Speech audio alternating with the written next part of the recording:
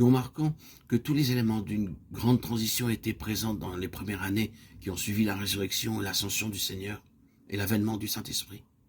Bien que ceux qui étaient concernés par ces choses et qui avaient des responsabilités ne comprenaient pas la pleine signification de ce qui arrivait et étaient lents à en saisir toutes les implications. Il n'y a cependant aucun doute qu'ils étaient conscients d'être précipités dans des eaux étranges, profondes et inconnues. Des choses étranges arrivaient et leur signification se faisait lentement, jour pour eux.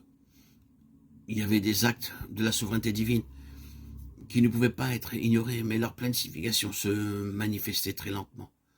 Par exemple, la mort d'Étienne était un événement dramatique, mais ce que sa mort impliquait réellement semblait avoir été seulement reconnu, alors par un très petit nombre.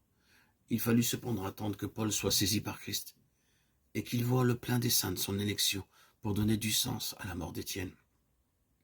Il eut ce jour-là une grande persécution, acte 8.1, qui survint après la mort d'Étienne. Elle était permise par le gouvernement souverain et céleste, mais cela ne semble avoir été seulement considéré que dans ce sens-là et non pas comme faisant partie d'un vaste plan dispensationnel. Il en fut de même avec cette période de crise, concrétisée par l'épisode de Pierre et de Corneille. Elle n'était pas saisie comme une intervention du ciel pour changer la base des opérations, pour transférer l'état-major de la terre au ciel. Il y avait toujours un attachement à l'égard de Jérusalem. Le docteur Campbell Morgan, à propos de cet épisode dans le livre des Actes des Apôtres, dit ceci. Le martyre d'Étienne crée une crise dans l'histoire de l'Église.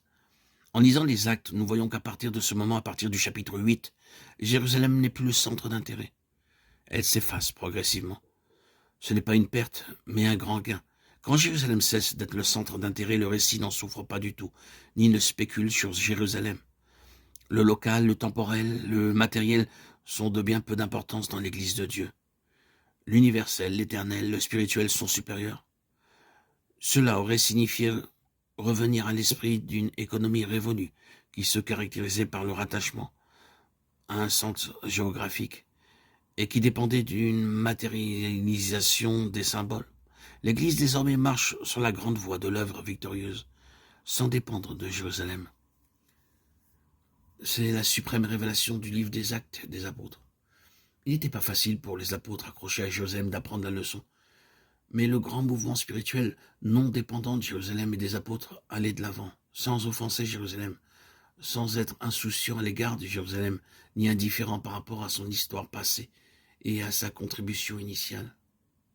Mais désormais, ce mouvement était beaucoup plus influencé par la vision de la Jérusalem d'en haut, de notre mère à nous tous, n'étant plus entravé par le local et le temporel. La vie spirituelle déferlante de l'Église balayait tout cela au loin. L'échec de l'Église a invariablement résulté d'une tentative pour contrôler ce mouvement spirituel qui est indépendant du domaine local et des contraintes matérielles. Là où l'Église est gouvernée de Jérusalem ou de Rome ou de n'importe où, ailleurs que du ciel, elle est entravée et jugulée. Et cela fait obstacle à l'accomplissement des grandes fonctions de sa vie.